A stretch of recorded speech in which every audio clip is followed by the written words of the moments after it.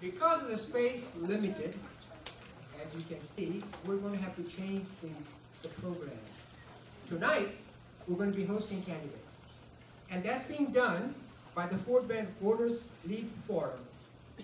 This forum and this league is a non-partisan, non-profit organization established in 2011 to engage voters through forums and events such as one that you're witnessing tonight. Our motto is to bring civility to public discourse, and especially in this day and age, we really need to be more civil with each other and more civil with our differences. So this is a very relevant forum for today's world. We have a website, fortbendvoters.org, and a Facebook page to follow. So please follow us. And we also have up-to-date voter information on our Facebook page. So if you ever are in doubt or need to learn something or you're not in the loop, please look it up on our Facebook page. We are a nonprofit organization and provide our events free to the public. And so that means that we also accept donations. So donations are appreciated. We have a donation box near the refreshments over there, so please feel free to donate and to use them. Thank you, Cher. All right, to start tonight's program, if you would help me to bring in a person who's a longtime Fort Bend resident and an attorney, Angel Burke, who's going to lead us in the Pledge of Allegiance. So please all rise.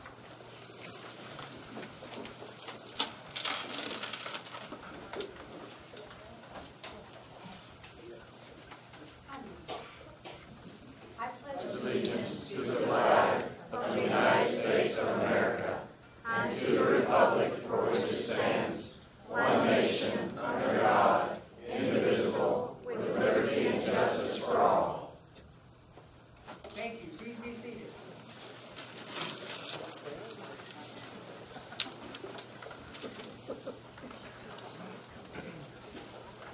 I want to recognize the board members of the Fort Bend Voters League. Fada Ahmed, Howard Paul, Sunita Ghosh, Anthony Lexamana, and volunteers including Gesser Imam and Laura Ramirez. Thank you very much. All that you do to make us realize how important it is for us to exercise our right to vote. So we want to also thank the officers from the Constable Trevor Nell's office, the gentlemen who are standing by there to make sure we behave, and they're also there to protect us for any kind of harm. So thank you very much, officers, for all that you do. Very much.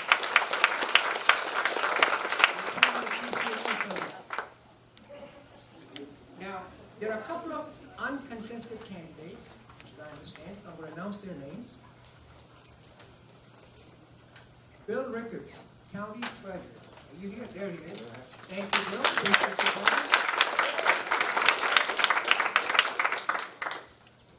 Walter Armadas.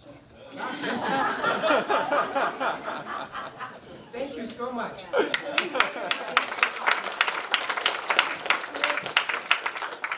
328. That's right. 328, right? That's right. Yes, sir. Thank you very much for being here. Thank you for having us. Absolutely. Okay, we also want to thank Nightingale Interpretive Services for providing sign language services for tonight's event. Very important feature. You know, when you live in a city, there is one person who we look up to. This person does a lot. I moved to the city 30 years ago, and there was nothing here. Sugar Creek was the only subdivision that I can remember. And then came a lot of people, and we built the city. Over the years, this person has done so much with the help of great council members, and more importantly, citizens such as yourself, who got together and mention what you want in your city. How do you want to improve the quality of life? How do you want to improve the transportation, the mobility? And I can go on and on and on. And more importantly, how can we build the economic engine that is so important for us to have? You, your family, and your businesses. In that order. And this man made sure that he was fair, he listened, and he acted. And he did it in a very fair way. Not only he did it in his own community that he grew up in, and he's a native Texan, he also embraced diversity. I know you know that Sugar Land is the most diverse city in the country. So give yourself a big round of applause. People like you, that we can tell the world it doesn't matter who you are, what color you are, what your religious beliefs are, what your political beliefs are. We all breathe the same air. We all have the same color of blood. We all love our families. We all need each other. Let's follow the process that is established by our fathers long, long time ago, which attracted people like myself to come to this country. And tonight, I call myself a proud American. So ladies and gentlemen, I'm going to introduce you to a person that a lot of you probably know. He served on a city of Sugar Land for years, 4 terms as mayor. He's brought in different organizations, from large to small, to make sure the Sugar Land continues to grow. And that includes Schlumberger, Fluor Corporation, Texas Instrument, and NALCO, just to name a few. He's also served on a lot of other civic and community boards. University of Houston Systems, Stephen F. Austin State University, Memorial Hermann Sugar Land, Healthcare System, and Fort Bend Levee Improvement District 2. He founded a company called Team Associates, and he was the president of that company. But the best way I can describe to you about this man, an amazing son, an amazing husband, a marvelous kid, father, and more importantly, a friend that you can count on. It is my honor and a privilege to bring to you the former mayor of Sugar Land, Jimmy Thompson.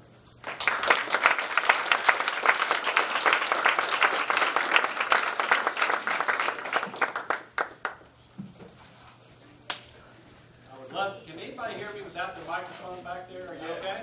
Yeah, you do. Absolutely. That's good. It's a lot easier to do it that way. Sonny, thank you, Chair, for that nice introduction. It almost makes me want to run for office again. I finally sobered up after leaving office, and so I'm going to leave it alone. To the Voters League, thank you very much for putting this forum together. It's very important, and I appreciate it. It takes a lot of effort. And before I finish, I would like to thank all the candidates. Regardless of what you're running for, I have been through it, and I know what it takes.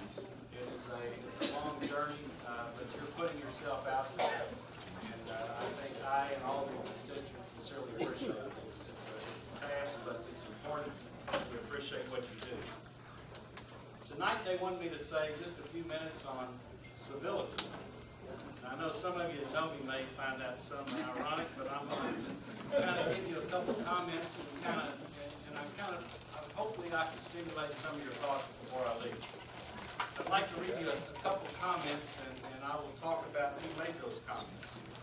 Quote, "I look in horror, along with a growing number of Americans, at the great and bitter division that is taking place in politics and the cynicism that is the end result of power for power. We are losing sight of civility in government and politics. Debate and dialogue is taking a back seat to the politics of destruction and anger and control. Dogma has replaced thoughtful discussion between people of differing views. This was a farewell quote, New Jersey Governor Jim McCreevy in 2004 when he left office.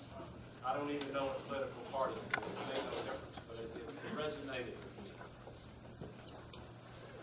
I fear every assembly members will attain influence by noise, not sense, by meanness, not greatness, by contracted hearts, not large souls. There must be decency and respect, and veneration induced for persons of authority of every rank, or we are undone. In popular